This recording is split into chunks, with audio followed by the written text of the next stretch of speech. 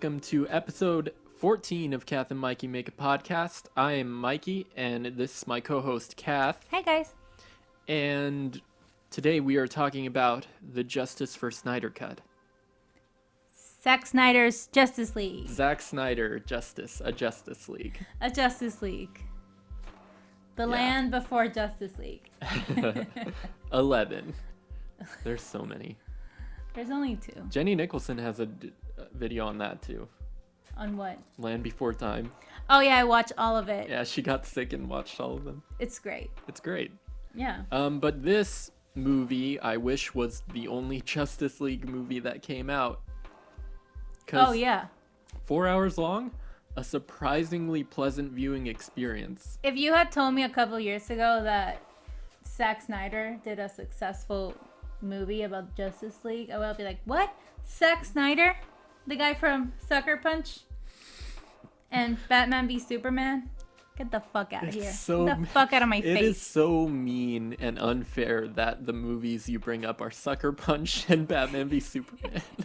I know, but then again. He did do Watchmen. Yeah. Which people are still divided on. But I thought it was good. And he missed the point. But okay. No, it was... even if he missed the point, it was an okay movie. I'd say so. And this...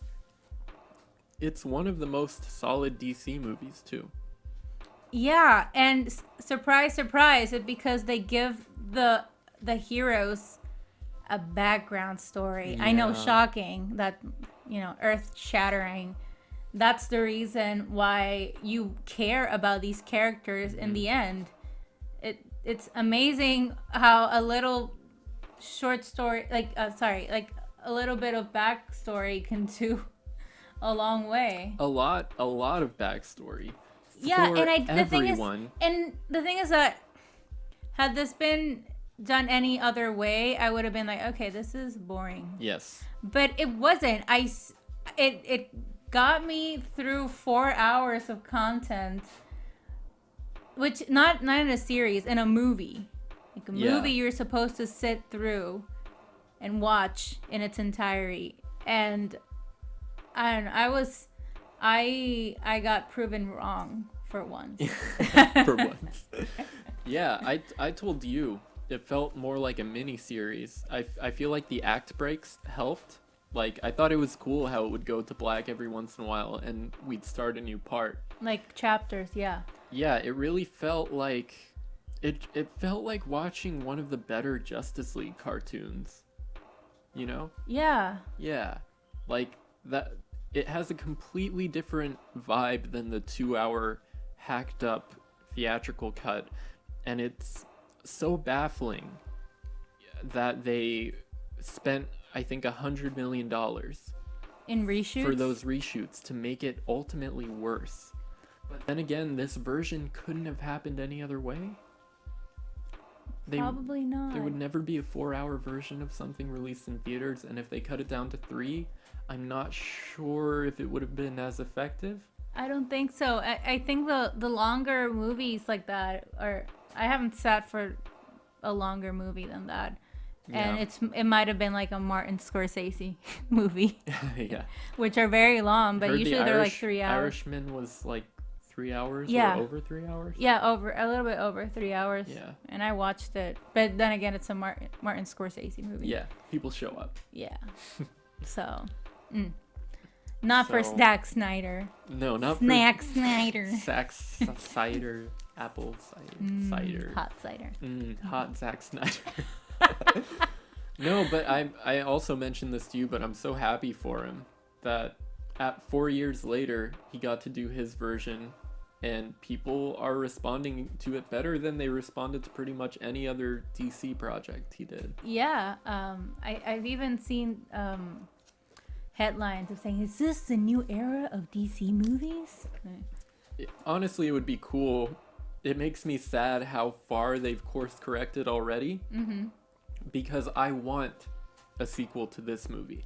Yeah, I don't care for any other sequels. I only care for a Justice League sequel now, which is mind-blowing. If you had told me this, when did this come out? 2017. the world has changed a lot since And then. they've done like 2 DC movies since then. They're not on the ball. No, and you know what? I want a Justice League 2 where we get more of the Martian. That's 1. And 2, where we see Shazam becoming part of the Justice League, which is also I want to see fucking Green Lantern. Yeah. So those are my 3 requests. Oh, and more. Yeah. Oh gosh. Yeah. But like that version where she moves like how she would move in real life, which I thought was amazing. The bomb scene. Oh my god, It yes. was so cool. So cool. Like, I can't... It's just so, again, baffling that they stripped all the coolness out of that scene for theaters. And other people... Like, the fight scene was worse. It was way worse. I remember in the theater thinking, oh, this is a Wonder Woman fight scene? Oh. Yeah. Okay, I remember moving like getting like not emotional but like excited when you see her in that shot up in the statue high up, and I was like, oh yeah, we're getting Wonder Woman. And then it was that scene. I was like, oh okay. Well, got excited for nothing there. And also people pointed out that it makes no sense in the original version because Diana, they brought it up more than once that she just turned her back on humanity for 100 years. But here she is stopping like this bank bomb thing out of nowhere. Okay, like, why would she be doing that? And there's no mention of that in this version, which is a lot more consistent with Wonder Woman 2. Yeah, 84. She wasn't 84. doing nothing. Right, she was doing things just hidden from the world. It was like no one saw anything. You know, she would take care of the cameras and stuff.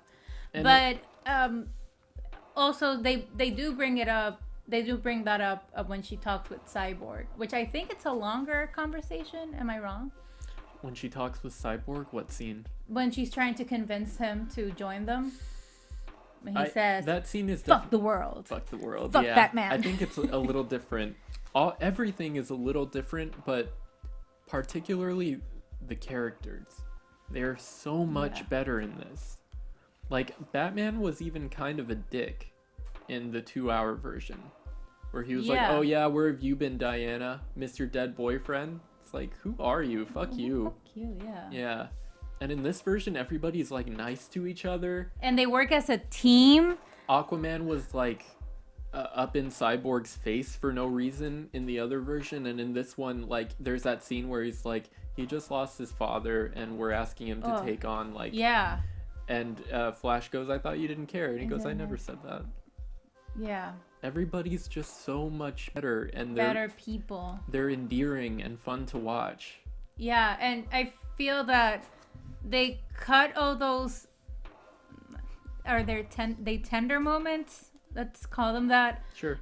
And to substitute them for like cheesy slapstick? Like, really? Like, you... Like I'm in Wonder Woman's boobs. Yeah, like, kinda. Yeah, Flashman on Wonder Woman's boobs, and then the other one was like Aquaman sitting on the lasso. Like, is that your idea? Is that Joss Whedon's idea of like a character arc, really? But then here you see that they actually have personalities. Yeah, this one, oh, what a crazy idea. I know. Yeah. This one feels like you're watching a story unfold, and the other one feels like I am rushing to get to the part where things are exploding and people are fighting. Yeah. Which is worse. It's a worse version anyways. This ending was so much better. All we've done so far is compare it to the worst version. But you have notes. So yeah, I took some we can notes. dive into those. It's interesting that from the beginning, it's cool that we see kind of like the ending of Batman v Superman, even though I don't care for that movie. But somehow this is cool. It almost first of all, it justifies it. Yeah. Yeah. it explains why the mother boxes were awakened properly. Well, besides that, the movie finally explains what the fuck are the mother boxes and why we should care for them at all. And it also explains why Lex Luthor was like, oh, something is coming. Because he did see something that was coming. He was communing with Steppenwolf through the Kryptonian ship. Yeah. Yeah. So it makes sense why, like, before that, I think that the only thing you could assume is that, well, that he had some knowledge that, I mean, how did he come to this knowledge? He's just some dude with a startup company. Yeah. That goes around, wee-hee, look at me. Yeah. I'm a Mark Zuckerberg type. Exactly. Well, he did play Mark Zuckerberg. He did. Yeah, right. So that's all we had. And now it's and I also like that basically I think it was throughout those first scenes we had almost no dialogue, and even like towards like he did really well what the whole thing about show don't tell was. Not a lot of exposition in the dialogue, but he did show us what was happening without any character just talking. Oh yeah, like the scene where Wonder Woman goes into that under the temple. Kind of like a tomb temple type thing with the hieroglyphs. And the Amazon dark side temple picture. Mm-hmm. Yeah, and you pointed out there was no talking throughout that entire time, and it was cool. Yeah, and there was no, you just saw the pictures on the wall. There was no explanation. It was allowed to breathe. But somehow her narration was kind of necessary. I didn't like exactly the style of the narration. I'm nitpicking a bit because it sounds like she's reading off a script. Oh, for the flashback? Yeah. Yeah. It sounds like she's reading off a script instead of talking to Batman, except when we cut back to Batman that they look like they're talking. But all the time that she's narrating it's like very like, you know, deadpan, like, and this happened. Well, we can chalk that up to Gal Gadot. Yeah. Gal Gadot? Gal Gadot. Okay. I don't know. And so it's in the idea that Superman screams activate the boxes. I don't know if I just mentioned that. I thought that was a cool... Yeah, you did mention it, but I thought that was a cool visual, how, you know, the warping of the sound was going out into the city. Yeah. And... I mean, that was one of the best parts of Batman v Superman when they recontextualized the destruction of Metropolis from Bruce Wayne's point of view. Mm-hmm. So this movie kind of did that, but, you know, not as in-depth. No. And I still didn't like that the Amazons were stupidly dressed. Shitty-ass costumes. Didn't they look like that in 84? I don't think so. No? I remember them looking better clothed. Because they had, like, things that look more like unitards, that look like they're ready to fight. Like not showing their bellies. Yeah, not the whole like the typical like sports bra armor. Yeah, what you get in like an MMO or or oh yeah. Any armor, like given bikini RPG armor for women. Yeah. Or like a Dead or Alive game. Yeah, that's what I mean. You don't get that. In 84. It didn't really bother me, but I can understand why it would bother you. It's like that. This was also in the first version of Justice League. Yeah. I wasn't expecting it to change, but I saw it and I was like, okay. But that scene overall was better. Oh yeah, it was. Like, it was so better. It was a scene I liked in the last version, but I feel like, for one, Steppenwolf looking infinitely better. Oof. Like the reflectiveness of his armor catching different colors. That was really cool. And the way it like kind of shifts. And even his face, like the big eyes changed. and like him almost not moving his mouth, but it still looks like he's talking. Like he's kind of cute now. He's cute. The other one he got some contour and he looks amazing. The other one looked like an old man. He didn't look threatening like to me. Like a PlayStation 1 outfit. Yeah.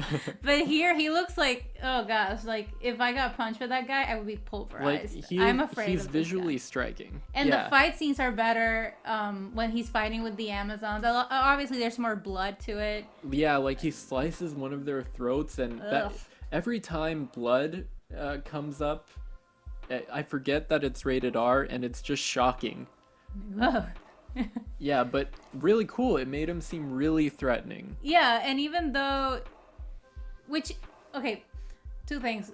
It made him seem threatening, so it makes Darkseid seem even more threatening, because he's a bigger boss.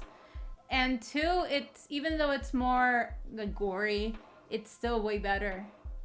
Like it's not that it. I'm not saying that fight scenes need gore, but it looks so visually striking. Yeah, it wasn't over the top. It was effective. Exactly. Yes, yeah. That's what I mean. So we have. I think we have the Arthur Curry scene first, or Aquaman scene, and I liked it more than You Talk to Fish or something. Yeah. There wasn't that. There wasn't that, right? No, it wasn't there at all. To fish and punch you in the face. Oversimplification. He was taking it seriously, like he actually would, given his character in the last movie. Yeah. You mean Batman or Aquaman? Yeah, Batman. Oh, okay, yes. Yeah, Aquaman was very gruff in the last version too.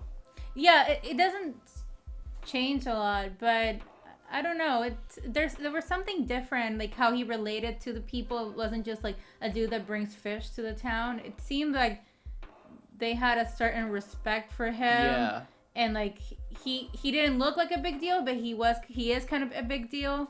I mean, it showcases Zack Snyder's whole idea of seeing the Justice League as the modern day Greek pantheon. Like, people the Age of Heroes. Look at them with reverence. Like, they look at Aquaman like a mythical figure. Like, in the time where we have no food, this man travels across the sea just by swimming and brings us all this food. And it's like, you would worship that. Yeah, and I like that you pointed out like the Greek pantheon. I think Wonder Woman has a scene like, they said that the Age of Heroes wouldn't come again. The idea of the Age of Heroes actually comes from Greek mythology. It's like, according to the myths, the Trojan War ends the Age of Heroes because so many heroes died in the mythical Trojan War, Homer's version of the Iliad. And for instance, Achilles dies, Ajax dies. I think he dies, does he die? And just goes away in a hissy fit. So it's... Does the whole Trojan horse story happen in the Trojan War? Yes, but it's not in the Iliad. It's from other stories. Okay. Because the Trojan War story comes from the Iliad, but there's also other stories that have been compiled that add other things. So it's not in if you read the Iliad, you won't see the Trojan horse. But if you read the other stories, which I don't remember the name right now of the book, quote unquote, that compiles them together, you will find the story of the Trojan horse. Okay. Yeah. Because I was thinking, if that was a part of the story, part of the ending of An Age of Heroes could also be like people injecting mischief or like lies into war, whereas like it's a dirty trick to give someone a gift and then have troops stored inside. And so it ends like the straightforwardness of war. Like I don't know what the word is for it, but I think you know what I mean. Yeah, I kind of get what you mean. So yeah, the only place where I feel like Zach takes it too far is Superman. Yeah. We can talk about that more around the time where he comes back, but he is just too like larger than life. I would really like to humanize him. I would really like for him to have more lines. Yeah, and in the comics, I've seen that he's not like that at all. Like this Messiah thing. He's like just a farm boy. Yeah, that's his appeal. I mean, he's basically alien Captain America. Yeah, which not Like the point. I think in Clark and Lewis, it's that new CW show. It's basically Lois and Clark too, but it's Superman and Lois. Superman and Lewis. I've heard that the characterization of Superman is a bit better. Like human is. I watched the opening scene on YouTube, and he like stops a car, and he like saves this kid, and the kid goes, "Cool suit," and he goes, "Thanks, my mom made it," and smiles, and then he takes off, and it's really charming. Oh yeah, maybe I should watch that. I usually don't partake in the CW. But shows, this one looks pretty cool. Mm-hmm. Yeah. And like we already talked about the Wonder Woman scene, which is that's the next one we get. So dope. So dope. And that part where the guy wants to starts with the gun machine. Mm-hmm. Machine gun that starts to shoot at people, and then she starts going like really fast. Super fast. Oh yeah, it's awesome. And then she vaporizes him. Mm-hmm. She kills him. Yeah, in front of all of those children. And then the girl says like, "Can I be like you someday?" And she very politely goes, "Yeah, you can be whatever you want. Not Wonder Woman." But I'm basically a god, just so you know. Just so you know, I have the blood of Zeus in my veins. So. This one time, Kristen Wiig tried to be like me, and it didn't work out for her. She failed. She basically became a furry. She's very sad. Yeah. Yeah. Can you imagine Barbara staying in her cheetah phase and going to conventions? She would be the center of attention. That cosplay is a little too good. What? Like why? I mean, I appreciate your attention to detail, but why do you have a butthole? What? But then again, I'm sorry for saying butthole on YouTube. Butthole, really? That's what you're sorry for? Okay. Moving on.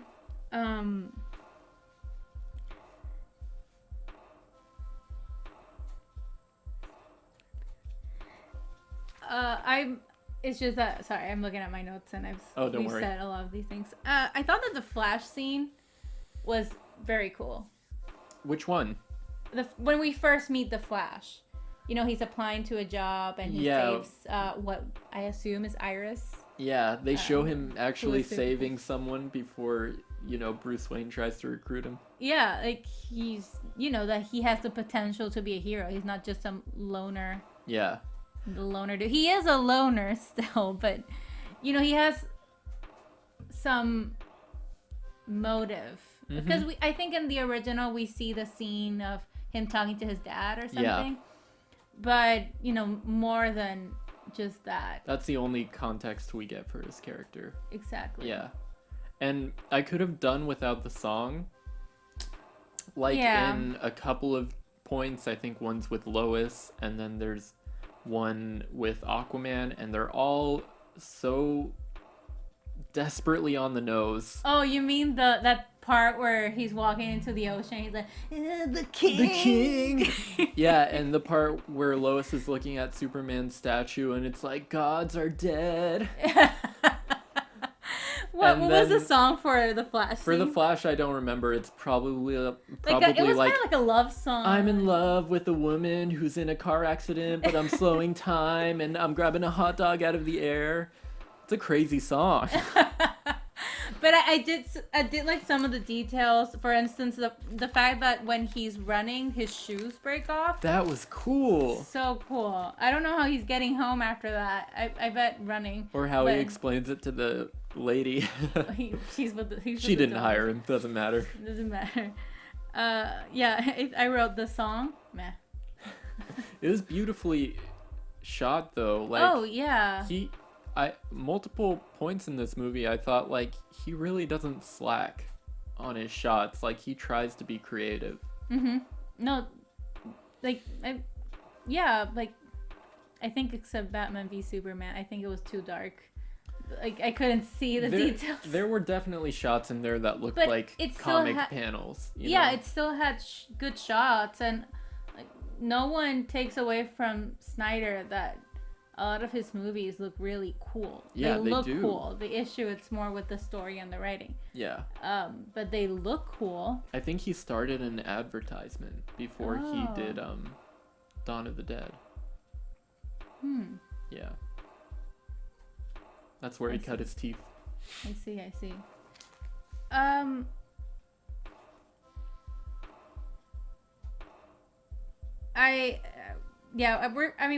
We're really skipping through things, but I also thought that because in the story we see that the parademons are really smelling the scent of, like, they're looking for people with the scent of the mother boxes. So they go to the Amazons, they take the mother box, the first mother box, and then they're looking for the Atlanteans mother box. So they're like kidnapping Atlanteans that have the scent of the mother box. So it's the guards basically. And there's that scene where they catch some Atlanteans, bring them to the surface, and then Steppenwolf is like trying to interrogate them, and he throws one Atlantean like across the panel and into rocks. And then like when he hits the rocks, like there's like blood spatters on the rocks. Yeah, from like the back of his neck hitting it. Yeah, and his head, and it's like and he doesn't move after that, so I assume he's paralyzed. Yeah. You said the head, but I thought it was the neck that got broken. Yeah, I love that about the fight scenes in this, that you actually go, oh. Yeah. Whereas in other superhero movies, even if they're good, I find myself being distracted by, like, there would be blood there for sure. Yeah, like, yeah, they look like that. Yeah, and the guys just kind of fall unconscious, even though Captain America broke their ribs for sure. Oh, yeah. Which is, I think we've accepted that these versions of the superheroes of the Justice League, they're not the same as the comic book superheroes. So we complain about it in Batman v Superman when Batman was like shooting guns at people. Yeah. But by now it's like, yeah, this is not the Batman I grew up with. Or no, yeah, and that does feel accepted. At the very least, I see this as a fun Elseworlds story.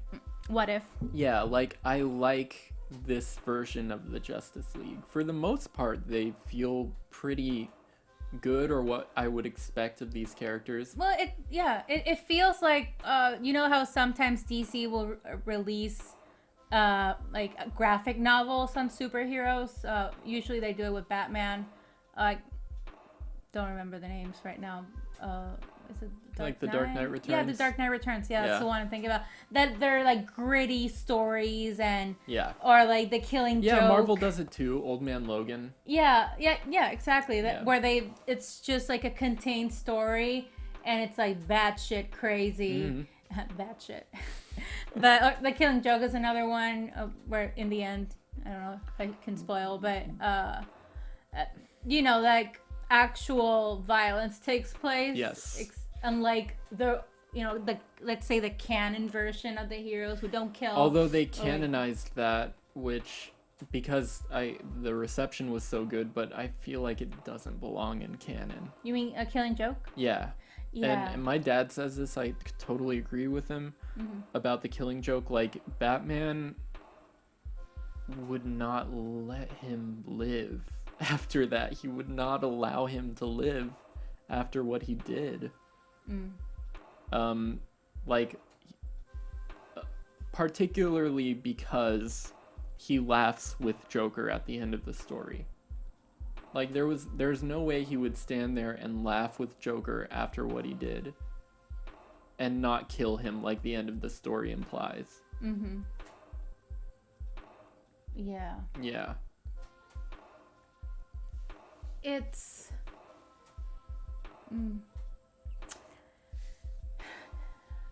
yeah. I don't know. I don't know what to say on that. Do you agree? Oh yeah, I agree. That's why I don't really have anything else to say. Yeah. Okay. But yeah, that's what I mean. Yeah. With that feels like that. Not like the Killing Joke, but I mean like these self-contained graphic novels within the DC or Marvel. And that could have worked. It's just that BVS was such a slog.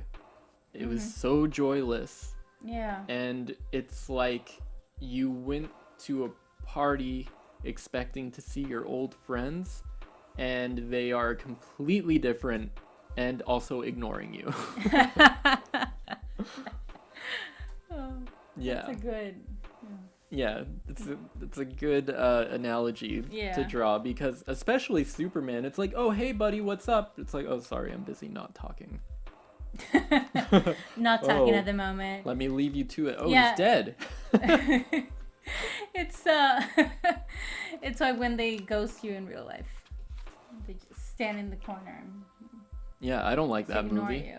I don't like it at all. I don't like that movie. But yeah. We can move on to Cyborg, which it's my favorite character. Really? No, I wouldn't say it's my favorite character, but I like him though. After, like, in comparison, like it might as well be in comparison to the other movie, and it really, you can really see the difference because after hearing all the the backstory of the issues with the actor and Joss Whedon, and how now the actor isn't going to be Cyborg anymore, and all that, real life backstory, it's noticeable that for all of it, like in the 2-hour version, we see what's necessary to understand what Cyborg is. Whereas they explain his powers. Yeah, and now they explain his powers, they explain his motive, his characterization, and he's pretty good as an actor. I was really sold on him emotion as an actor in the flashback scene in the car. Yeah, it's amazing that it just being like meep, I'm a robot. That's basically what we saw in the last version. In this version, it's like, yeah, he's part robot, but he also has a personality. He was too serious and, again, not fun to watch in the version that's supposed to be the fun version. Yeah. The montage of him adding all that money to the woman's bank account was great. Mm-hmm. Like, that was satisfying to watch. And again, same thing as with Flash. We get to see him help somebody before he actually gets recruited. Yeah, I haven't seen a good Cyborg story. Well, I mean, I guess the other Cyborg story, quote unquote, was in the first Justice League. But I think after that, I watched Doom Patrol, and I was like, oh my god, finally! Like, I care about this character. And since then, I haven't seen a good Cyborg. Yeah. But do you think that's going to change, that he's not playing Cyborg after this, now that it's being so well received? I think that... Or do you think he's said too much about the studio? Well, I don't know. Like, two things could happen. That the studio, it's like, we don't care about... Yeah, you might have gotten good reception, but we don't give a shit. Or they might be like, well, maybe we might have said too much. Oh, did you guys like this thing? And then all of a sudden you see the studio just kicking, like, Joss Whedon, like, you didn't see anything. They already kicked him. Joss Whedon's falling. He was supposed to do Batgirl. Who? Joss Whedon. He was supposed to do it. Yeah, that's right. Remind me.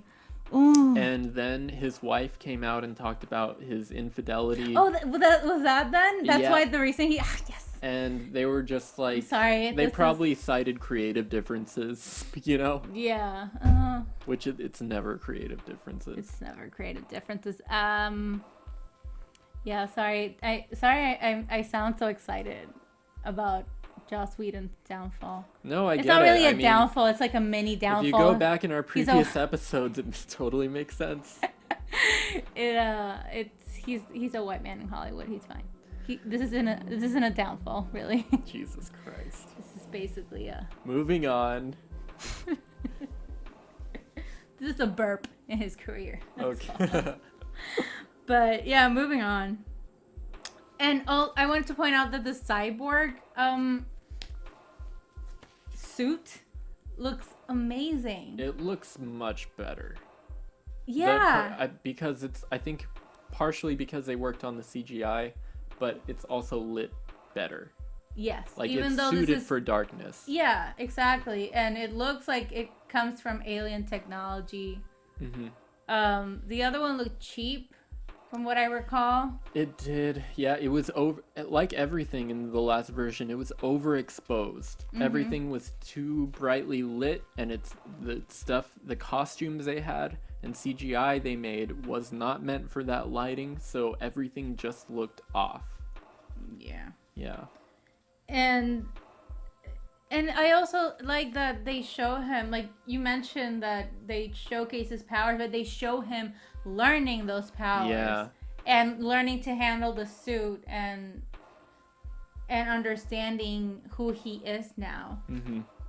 And that's also cool. It was interesting. That it's interesting, yeah. Yeah. He's probably the most recently created. They didn't do that with the Flash. It helped them. It helped sell me on why they would include him in the Justice League rather and not than include any other character. Exactly, and not include any other of the pantheon of the Justice your League. Green Lanterns or what have you. I was thinking that Yeah. exactly. Yeah, or even like bring in Shazam came before that Justice League. I can't remember. No, Shazam came out after because Superman showed up at the end. Right. Definitely Henry Cavill. Definitely not a stand-in. Definitely, yeah. Yeah. But yeah, so they wouldn't have included, but definitely they could include anyone else, like Hal Jordan or the Martian. But he just fit the story of the mother boxes with his rewritten origin. Yeah. I think it's his New 52 origin. Because before that, I think his father just made him. Yeah. Isn't that how he's like in Doom Patrol? I can't remember. Yeah, I think that might be the case. I'm not sure. I don't think they've ever brought up mother boxes in Doom Patrol. No. Yeah, it's in Doom Patrol. I think he made him. Speaking of mother boxes, they improve Steppenwolf's motivation to I want to come home. I want to prove myself. Yeah. Whereas in the last version, he was just like, "Mother, I hear you." Yeah, it was so creepy. Mother, the plan will, it's an evil plan and we will fulfill it and I love you. And it was so weird. It was like a dude obsessed with his mom, like when psycho. the earth is mine, I will marry you and you will carry me around. Yeah. In the little baby carriage that is adjusted for my big horns. Please stop. Creep me out. Yeah. Just wait. What? It didn't help that he looked like a weird old man. It did not help. No. Sucking from the mother's teat. The mother box's teat. Yes. Yeah, it really did improve. And Cyborg's like, what are you doing? Don't touch me. Don't fucking. Yeah, it helped that they also included Darkseid and the Zod. Yeah. As characters. It was cool at the end to see Darkseid like watch Steppenwolf's head get cut off. And then like crush it with his feet. Yeah. Amazing. But still, just like him watching it, like, oh, I think they might be a threat. Like, ha, this is a challenge. Yeah, it was kind of cool, that last bit. I also wanted to I wrote down Batman's superpowers being rich. Accurate. Yeah. And taking a beating, apparently. He took a massive beating. Yes. Internal organs. Christopher Nolan's bleeding. Batman would not have survived. I'm not sure, because Christopher Nolan's Batman was facing dudes, like regular dudes, and that were somewhat stronger than the average dude. But isn't that really what Batman does? Yes. In general, just beat up criminals in Gotham City. He fell in The Dark Knight. He fell, and then he quit for 8 years. So I don't think he would have made it through this. No. He was just rich. And in this one, he's rich and takes a beating from parademons. Yes. Which is bonkers. It is bonkers. It is. A lot of this movie is bonkers. Let's get to Mara. Everyone's favorite character. Dude. I have a couple of points here. First of all, she has an accent. When? I will tell you when. Like a British accent, I mean. Since never she has that Not accent. in Aquaman, definitely. It is maddening every time she shows up because it so takes me out of it after having seen her in Aquaman that I'm just like, you are an actress acting right now. Yeah, and I did like this her hair in this one at least. Not a wig, not a red wig, Little Mermaid wig. I like the red wig. I don't know. It looks cool underwater, but not necessarily when she's on the surface. I like the candy color look of Aquaman in general, even though I'm not a huge fan of that movie. No, I like the look and feel of the movie, but seeing her with what looks a more natural, like red ginger hair, looks better. Better, but then I understood why they were like in Aquaman the movie they were going for the red hair, which is what she has in the comics. You know, supposed to look not normal. And James Wan wanted to put his own spin on it. Yeah. But and I wanted to point out, like, in that first scene that we meet Aquaman, do you remember the singing? When he was leaving towards the water, and then the townspeople start singing? That wasn't a thing. That wasn't a thing last time. No, it wasn't a thing. Yeah. But I thought it was. That's one of the only times where I was like, I like this song. They can keep singing it. So. Oh, yeah. Well, it was actually a part of it rather than, rather than the background. Yeah, but yeah. I like it when they do stuff like that. That it's a part. They incorporating song into the story. I just wanted to mention that because it was so beautiful. I'm sure they got people, like, actual chorus to sing it, but it was beautiful and it gave a nice touch to the scene. It was cool, like what we were talking about, the Pantheon and whatnot. That was a nice touch. Paints a less dude bro picture of Aquaman. What? Paints a less dude bro picture of Aquaman. Yeah. Even if we still get that my man towards the end, but it does. Even that didn't seem like dude bro that much. It just seemed like him getting excited for the fight.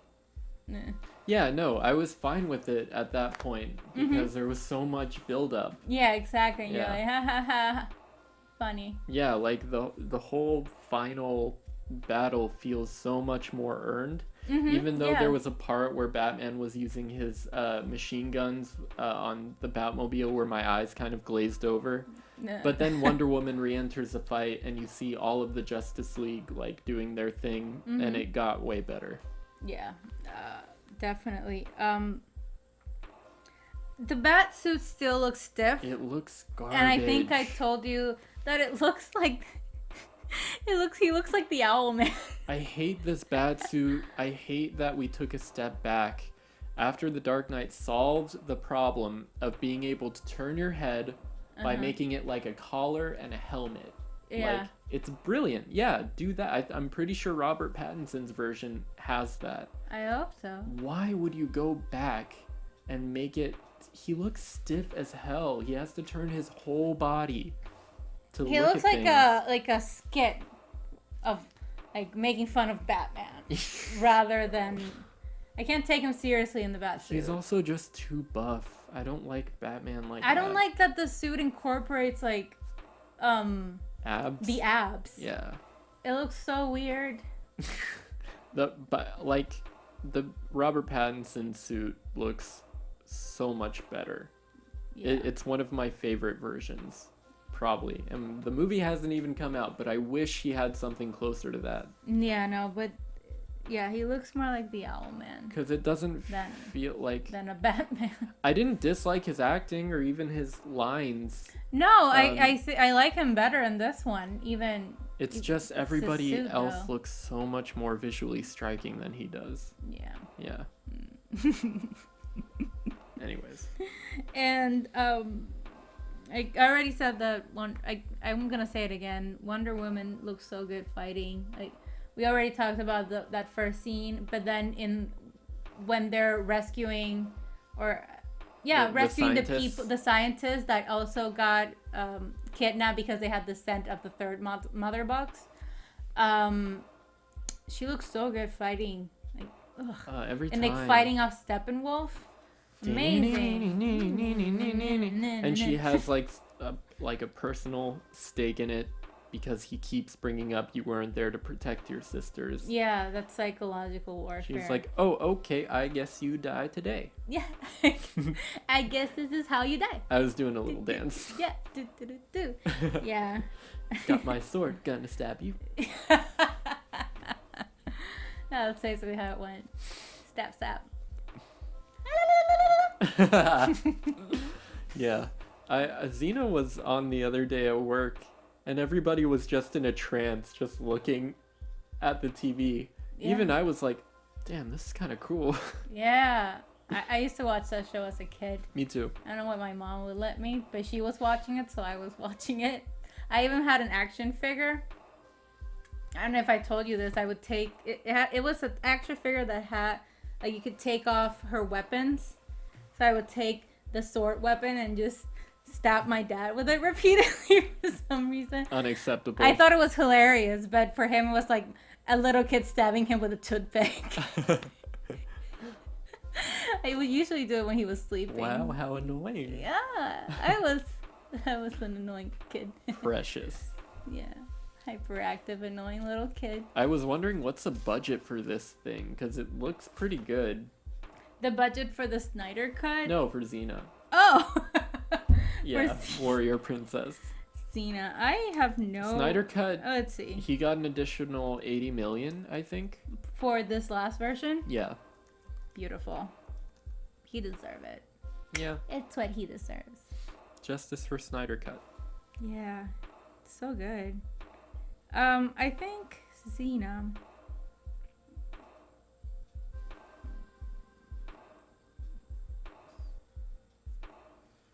It's okay. Let's move on. But did you know that Sam Raimi was an executive producer of Xena? Cool. Yeah. I look forward to his next project. Very cool. It's amazing how Xena was supposed to be like Spin-off? No, well, it's a spin-off, but she was supposed to just be a villain for Hercules and then die. Ooh. And then it ended up being like even more successful than Hercules.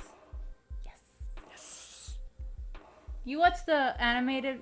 No. I think it was a movie. It's kind of cool.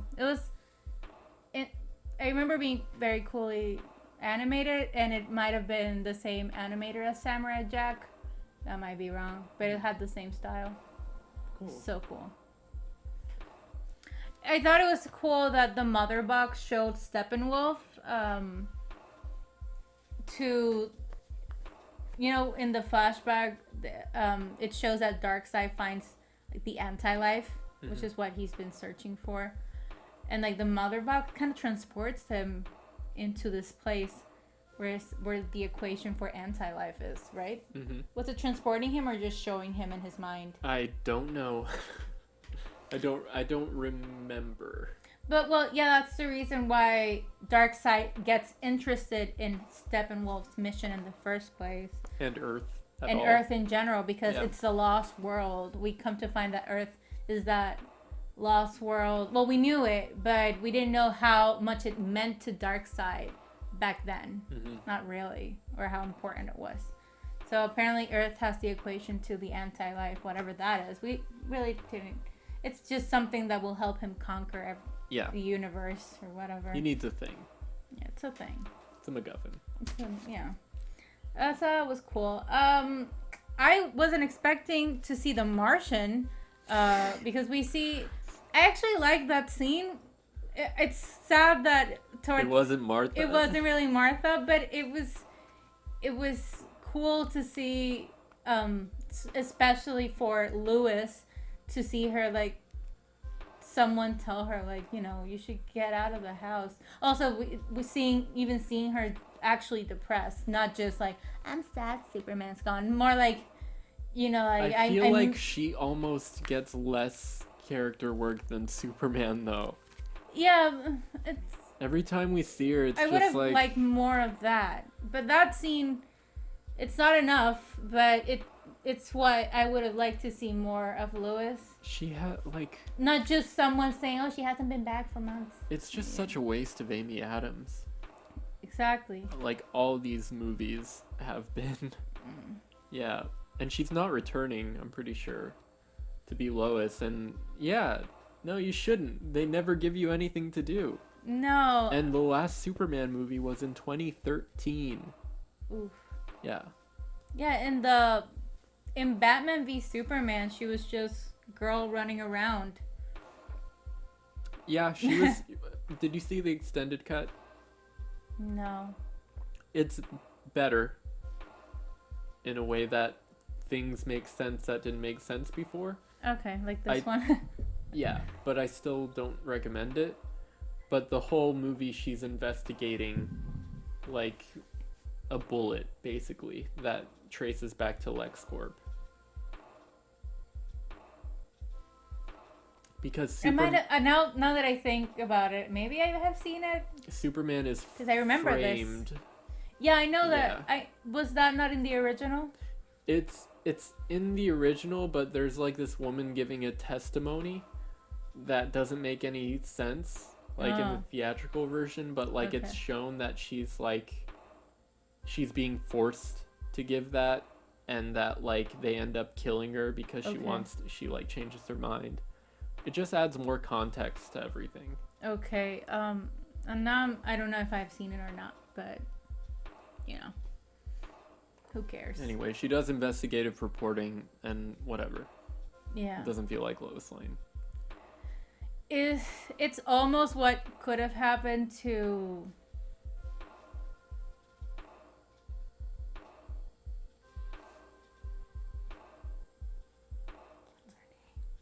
Who? Thor. Jane? Oh yeah. Yeah. It's almost like what... The actress's name. Give me the actress's name. Jennifer Love Hewitt. No! Padme. Yeah, Padme. Let's go with Padme. Jesus Christ. Emily Blunt. So it's what would have happened to... I feel like would have happened to Natalie Portman in the Marvel Universe. That she's a good actress. She was wasted in the first 2 Thor movies. But now... It seems that she's actually gonna have a role and a character Thor arc. She did Thor 3 a favor, though. Ragnarok did not need the weight of Natalie Portman. Oh no, and I don't think she was even necessary for the story. Besides, they broke up. Yeah, it's such a fun, quick movie. It's pretty focused. Yeah, and she can be a very dramatic actress, but I mean, I can't wait to see her in this one, really. Yeah. She's supposed to be the new Thor. For at least that movie, I can't see her continuing to do it. Don't give up on her yet. No, I just don't think she will. Well, I don't know. We'll see. We'll see if they follow the comic books. Where she's Thor for a while. They've been surprising me a lot lately, so yeah. Let's see. Anyways, have faith, Mikey. DC. Faith. Faith. Have faith in Lois Lane. Have faith, Lewis. But the thing is, Lois. Lewis. But if Lois. Stop making. I forgive you. I'm making fun of my accent. Okay. If they do a sequel, it seems that Lois Lane is key or something like that. Because Superman gets angry if she dead? Yeah. Yeah. Superman angry if she did. So. Oh no, I no longer care about humanity. She's the one thing I liked according to these movies. Yeah, I don't get that, but okay. Yeah, I'm sure it will be explained. Mm-hmm. But if she does, we fucked. Like humanity. Yeah. So she might come back. We'll see. We'll see. Whatever. But let's move on from the most boring character in the movie. Oh jeez, like someone doesn't like Lois Lane. I did, even though it's sad that he dies, Silas Stone dies in this version. It's I thought it was a cool addition that he marks the box with heat so they can follow it, and it explains how they get to the mother boxes better. I don't remember how they tracked it last time because I did not care how they tracked it last time. But this time it makes sense. It also didn't matter. Yeah, it didn't matter. And this time it actually matters to the plot. And it's, like I said, it's refreshing to see the Justice League actually working as a team and see that they belong together, rather than just a couple of superheroes, doing their own thing. I also like that that Flash, like Barry Allen, they actually show how smart he is and how he has actual analytical thinking skills. Yeah. And like he's not just like the comic relief in this story. He is the comic relief, he's not just the comic relief. He can do like some quirky things, but he seems so much more substantial in this version. Yeah. Not only because of what happens at the end, but just a valuable member of the team. Exactly. Yeah. The end is cool, but I mean in the in between, like actually saying like things that move along the plan and the plot that they're trying to portray here. It was also very cool. Be cool. Be cool. A great addition to the digging up Superman scene is the little exchange between Aquaman and Wonder Woman about the Amazonian and Atlantean feud that's been happening for years, and them finding common ground. Yeah. Like again, Aquaman is way better in this movie. Definitely. Yeah. Yeah. Even the part where he's like, "Oh, the Atlanteans say this," and she's like, "Oh, we say the same thing." Yeah. It is kind of cool. It's cool that they meet on that ground. Like the writers thought about what do these characters have in common? What could they talk about? And it's something they literally couldn't talk about to anybody else. Yeah, I had something else to say. Aquaman, Wonder Woman. Oh yeah. Aquaman is so much more consistent with his character in his movie too, because yeah, he's a big buff dude bro, but he has a lot of heart. Like he cares about people. Yeah. Yeah. He seems easy to talk to. Yeah, he looks like he doesn't care, but he actually cares. Like when we mentioned that scene between the Flash and him talking about Cyborg. Everybody's just so shitty to each other in the Joss Whedon cut. I don't know why. Maybe because he's shitty to people. Maybe. It made me think about, in the theatrical cut, it made me think about the Avengers scene when they're all around Loki's staff. And, everybody's pretty much at each other's throat. Like, you're nothing but a guy in a suit of armor. Take that away, and what are you? You know, that whole exchange. That's in Age of Ultron, right? No, it's in the first Avengers. Oh, which? Oh, right. Oh, right. Yeah. Yeah. And it felt like almost like a carbon copy, but worse. Yeah. But not like contained in a scene, just like throughout the entire movie. Yeah, kinda. Because if you contain it in a scene, it's like, yeah, they have differences, but they figure it out eventually. And when they do figure it out in the theatrical version, it's like, I don't care. Like, none of these people are pleasant except for Wonder Woman, who's always pleasant. Yeah. Well, what can we say? And except for when she meets Maxwell Lord. Oh. Where just by looking at him, she's like, fuck boy. Ugh. Disgusting. No, thank you. Well, they finally, when they do the whole thing with Superman, they bring him back to life. But they also showcase Flash's time travel abilities for the first time, which was missing from the other version as well. And also they show Cyborg having those flashbacks. Not flashbacks, they're premonitions. Oh, visions, yeah. Visions or premonitions, yeah. Which is why wild. he didn't give Flash the signal, which is why he was a second late. But, you know, turn back time just that little bit. I thought that was a cool, subtle way to show. Yeah, that he can do it. It's kind of cool. But when he's back, Superman's back. It kind of happens the same way, really. Kind of, yeah. But and then he picks the black suit instead of the colorful Superman red and blue suit. And he goes up in the sky and he flies and he goes to the sun and then he puts his arms in a T to watch humanity, he who rises again from the grave. T for iced tea.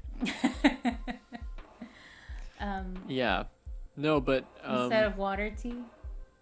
Ryan George put it perfectly in his video where he was like, why does Superman choose a black suit? Unclear.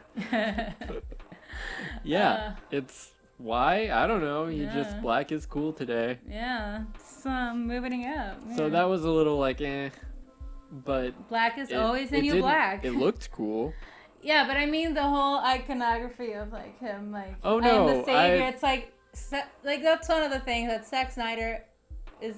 I don't think he'll ever be able to write Superman. I feel like he's like stuck in that Messiah thing so much. Just like he's so deep. Like get out of it because it's not interesting. The mud.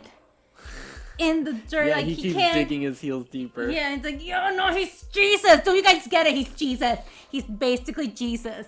Yeah. Shut the fuck up. He's Jesus. Then I was like, okay, It's like I'll give, like, he's giving us a better version of this movie than anyone. So let's just give him this. But he's been doing this Superman as a mythological. No, since Man of Steel. Man of Steel, and it's just. I'm so tired of it. Yeah, I just want to see him be an actual character. Yeah, it's. Yeah. I think you mentioned like if we never see him talk, we always see other people talk about Superman. Talk about his greatness or what he means or what he represents, or but he's a god and even when like Martha as the Martian says like, oh, it's what like they always talk about him, but I want to say, like, how I'm proud of him, like, how he's my son. Yes. But, like, you know, trying to humanize him, but we never see him be humanized. We only see him humanizing him. Through his origin in Man of Steel, we just see him pretty much, like, silently walking through different parts of his life. Walking like the Hulk from town to town. Yeah, pretty much. Yeah, it's what can we do? It's what we got. Are we getting near the end? I think so. I'm not sure if the plan is the same. I think it is. It's like, you know, we need to get to the core so Cyborg can pull that them part apart. is the same, but I did like Flash going around is different. It's different. He needed like Flash, like giving him energy to actually pull them apart is different. And it adds a lot to the story and to the character. I really like the colors of the fight and of the. I like that there weren't any of like, oh, it's a populated town. It's let's save the kids and the people, because that's the job they gave the Flash. Okay, you have to take out the people. Yeah. Yeah, go over there and be fast. He's made irrelevant anyways when Superman shows up. Exactly. Yeah, everyone is actually. But in this version, Superman is important to beat the shit out, so they can work as a team. And you see everyone beating the shit out of him, of Steppenwolf, I mean. But the other, each one has a role. Everybody has a function, yeah. Exactly. I noticed. Even Batman has a thing to do. Mm-hmm. Even if it is just taking out parademons. He saves the Flash's life, which ends up saving everybody. Mm-hmm. Yeah. Yeah. And, like I said, I like the colors. I didn't like the purple in the other one. And here it just looks, even though it's supposed to be darker, it looks even brighter and the things look better in this one. They pop more to you? Yeah, they pop more to me. And the next thing I read is I never thought I wanted to see the Justice League kill Steppenwolf in that way. But oh my god, they killed the shit out of him. It was amazing. It was so good. It was like it's just such monkey brain bullshit that, they're all like beating the shit out of him in their own way and cutting him, but it was just so satisfying. It's like, oh, this asshole. Yes. There was a point where Superman was beating him and I was like, okay, stop, dude. Like, that's plenty. Yeah, and then he lasers his horn off. Yeah, amazing. It was so good. But I guess I'm jumping ahead because I wanted to address the Flash scene of that whole him, like, he gets, so basically Batman, one of the parademons like shoots at him. That's what stops him, and he gets like injured. Yes. And then he realizes that what's happening, which is that I think Darkseid comes through the portal and like there's an explosion and everyone starts getting burnt off. They lose in that version, and he runs so fast that he outruns reality.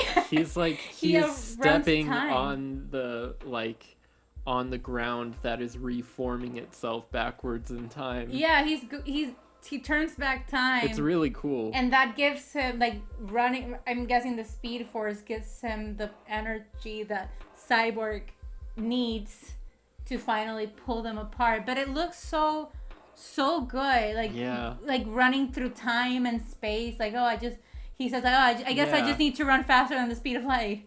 Yeah, I like how he kind of hypes himself up. He's like, okay, you got to break your rule, Barry. It's now or never. Mm-hmm. It's just cool to watch that, see him break through his limits.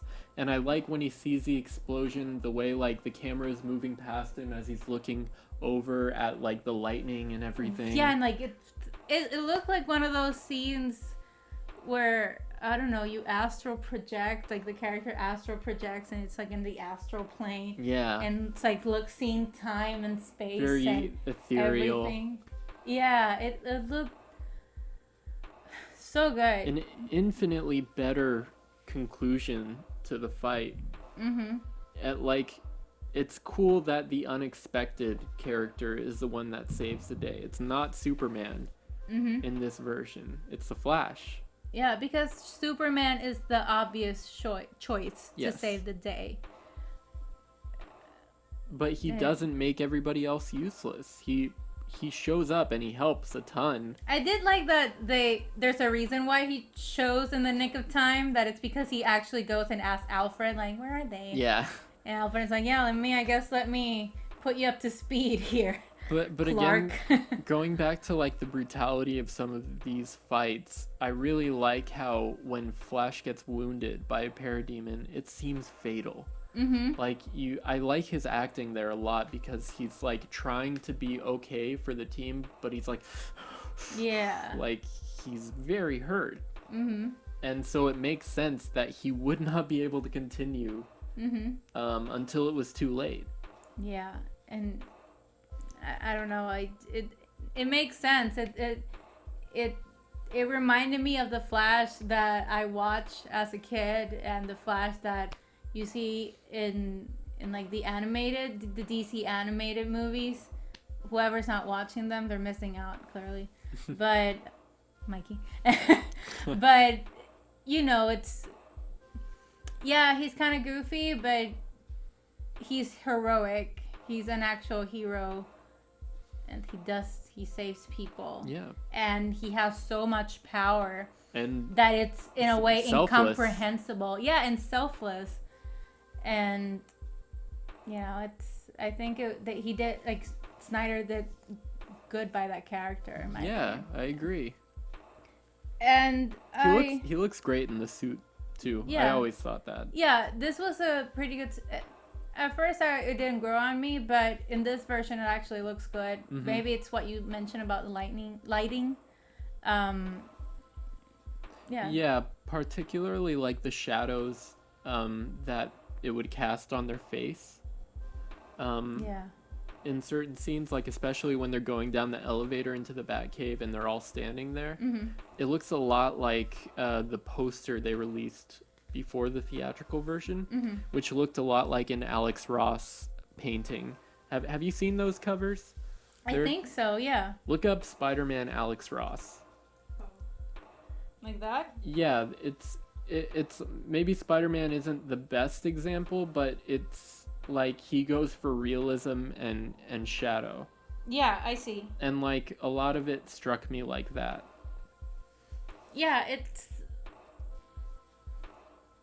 I thought it looked good, and it makes sense what you say, that this was shot for a type of lighting that wasn't the one that we saw in the theatrical cut. And it somehow, it didn't look drab. It looked better in some occasions, and they popped out, like the colors actually popped out. Yeah. And I like that we get to see Darkseid's world. I think in the epilogue, is it that we see? Well, that was Earth. It was ravaged Earth, right? No, that's the dream sequence. But that's when shit gets really wacky. No, I guess it's when it closes. That's when we get to see the rest of the world. Like, the Paramount troops were doing this the old way. Yeah, I mentioned earlier, I love how after they give Steppenwolf that insane beatdown and execution, his head rolls into the portal, and he crushes they're it. all just looking at him like, yeah, what of it? What? Yeah, they stare through the portal like, come at me, brah. Yeah, step over, I dare you. Double dare you. It was just I triple dog dare you. That's Superman. And like you said, that moment where they're all standing together, it feels earned. The money shot, yeah. Like it didn't in the last one. Nah. At all. Nah. I wrote down, so what's up with the anti-life? The anti-life what's equation? What's up with that? Yeah, I guess we'll see eventually what it's really... My guess is it is opposite to life. It's like antimatter. It's like anti-life. Okay. It's like it reminds me of, I don't know if when they came out, you read trash lit like Angels and Demons by Dan Brown. Oh wow. Yeah, you know, the kind of easy reading that for sixth graders. I probably was a sixth grader. That definitely wasn't the audience. He was an intellectual sixth grader. But in Angels and Demons, they talk about antimatter. And the mother boxes? No, the idea of antimatter, which is actually like a concept in like I think it's quantum physics. I think it's just. But I'm not a scientist. I couldn't say. no, but I exactly, think, they don't really explain it. They just say, oh, the antimatter. It's like, you know, the opposite of matter. And it's like, what are you talking about? Yeah, so I felt like, oh, it's the anti-life. Yeah. Duh. No, I feel like that's something that would be explained later. Like, yeah, I don't have enough knowledge of that. I don't know if it's in the comics. It would be like if Thanos mentioned the Infinity Gauntlet at the end of the first Avengers. It's we don't really need to know. No, yeah, I get it. Yeah.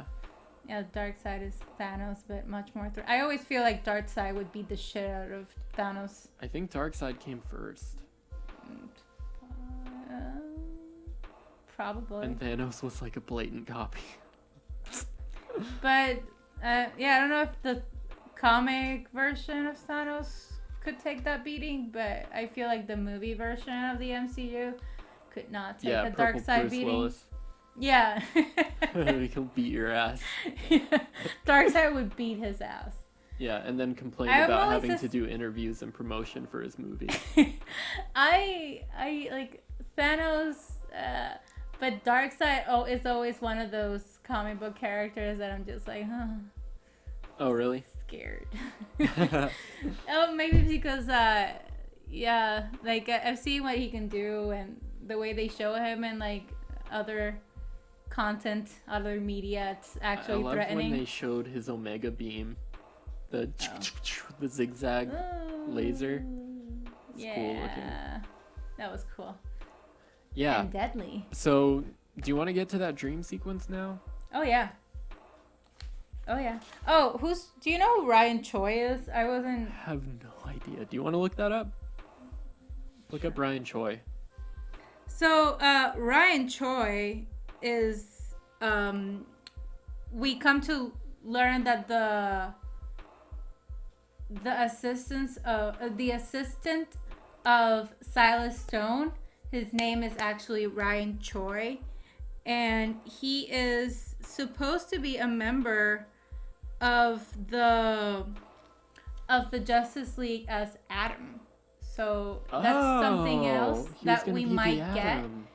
Yeah, he's supposed to be, because you know the Atom he's also a scientist, so it makes sense that if they make a Justice League 2, besides the Martian, obviously, which we've seen already. Green Lantern. The Green Lantern, hopefully. We got a little taste of the Green Lantern. Shazam, Shazizzle. Shawow wow. Shabam wow. Shawow, as he likes to be called. Could become part of the Justice League. And now also the Atom. Yeah. Which would be cool. Yeah, that's cool. Very curioso. So yeah, dream sequence. Yeah, we get it that you want to get to the dream sequence. I just had one more comment. I thought that the end of Aquaman's story here makes more sense with the beginning of Aquaman. I'm gonna go see my dad. Yeah, I'm gonna go see it makes more sense with the beginning of Aquaman, the movie. Definitely. So. She actually, I know you don't remember this from Aquaman, but Mira does bring up them defeating Steppenwolf at the beginning of Aquaman. Yeah. Yeah. Which, before looking at that reference, I was like, don't talk about that movie. Yeah. But now, with this version out, it's do you need that movie? Yeah. Yeah. You need it. And also I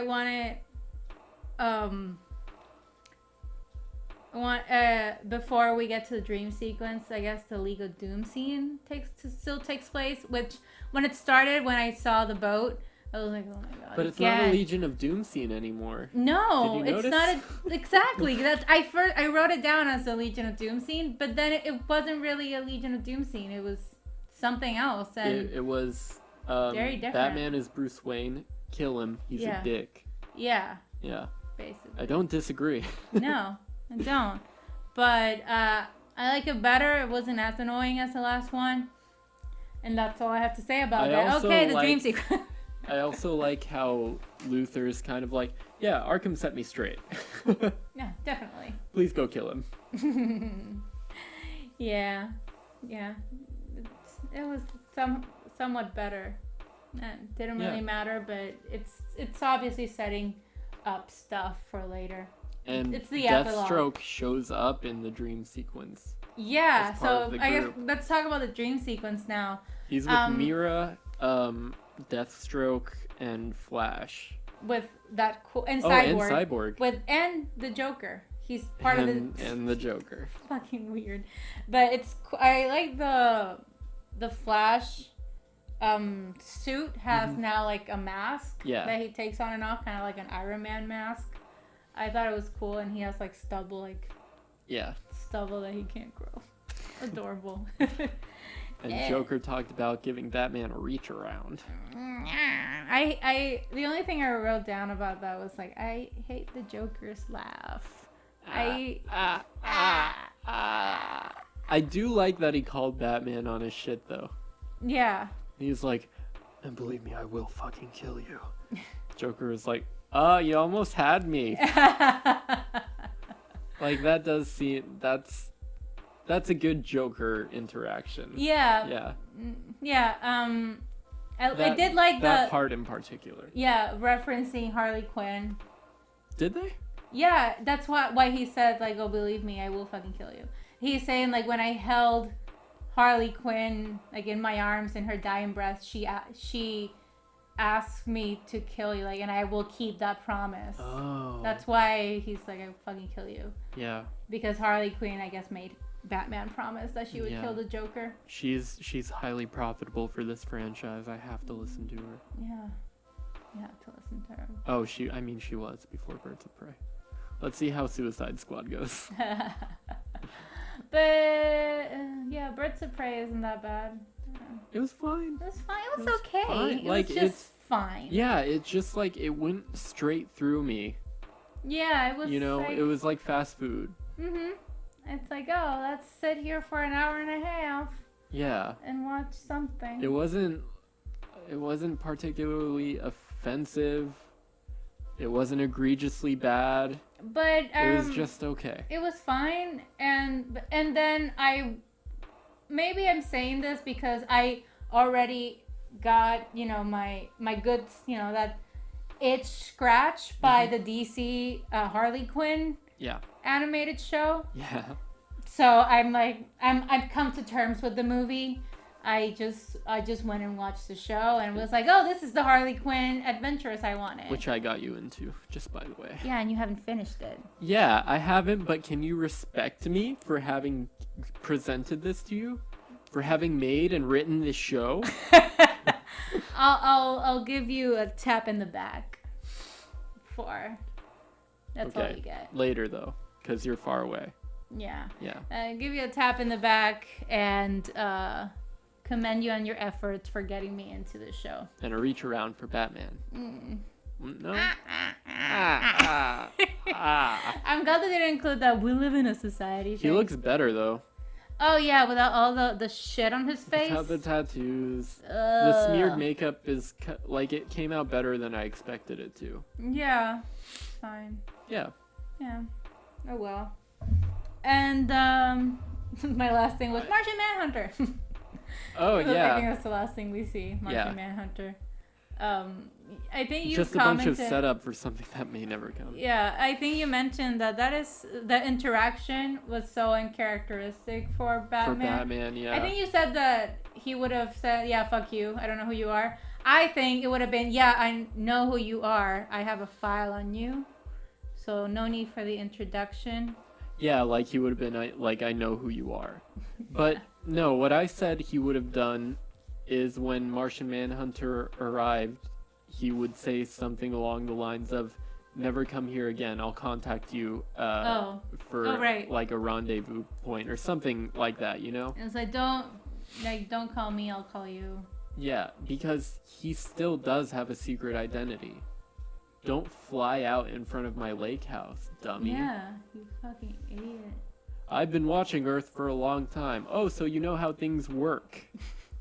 Because it seems like you don't. Yeah, no, I see that. Yeah, I still think he would have been like, "Yeah, I know who you are, John Johns." Mm-hmm. John. Thanks for stopping by. Mm-hmm. Bye now. Or even something that could have been cool is he stood there and listened to him and then gone, I have no idea what you're talking about. And went back inside. Yeah, but if another movie comes out, then I guess, like I said, we have already 4 possibilities the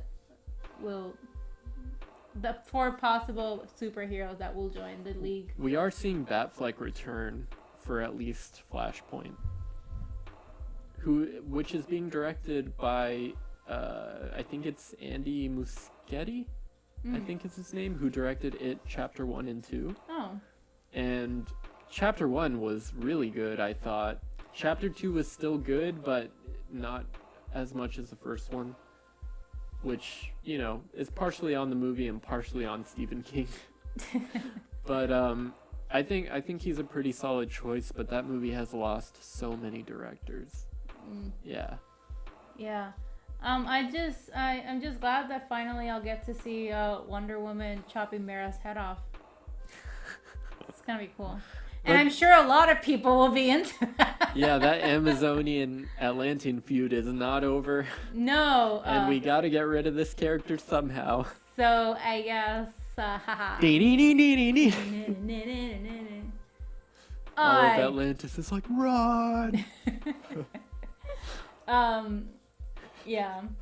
She's just swimming with a little scuba mask. Dun, dun, dun, dun, dun, dun, dun. She's got a snorkel, but she's underwater. That would be so dope.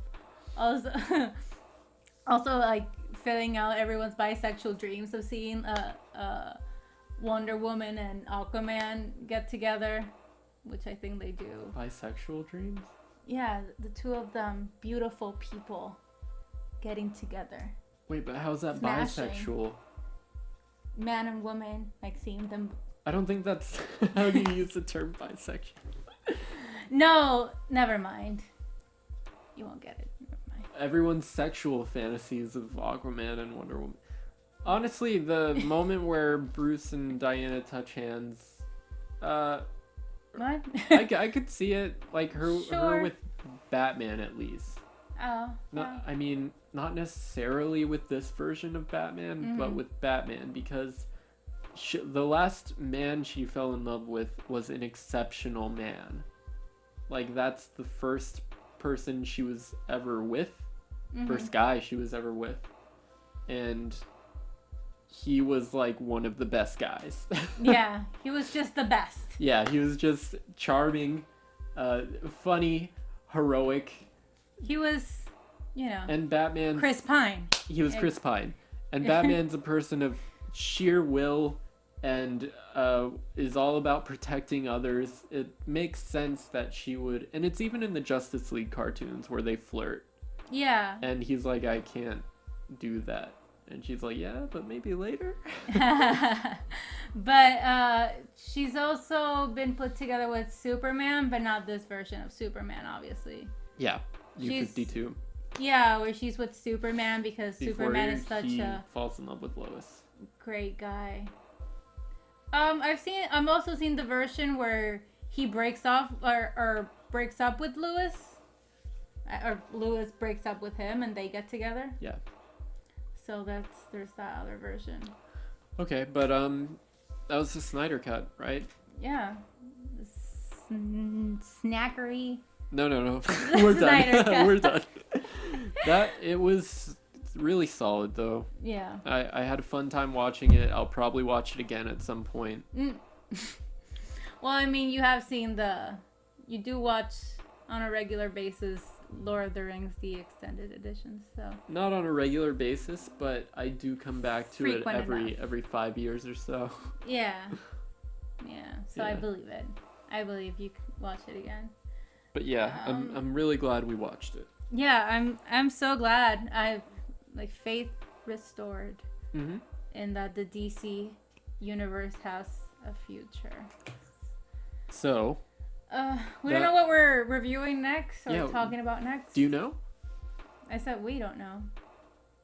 Oh. That includes me. I guess that'll be something we'll find out in the outro that I've yet to record after we decide off mic, because I have so much to edit. Kill me. And that's it for today. Thanks, guys, for listening, and we'll catch you later.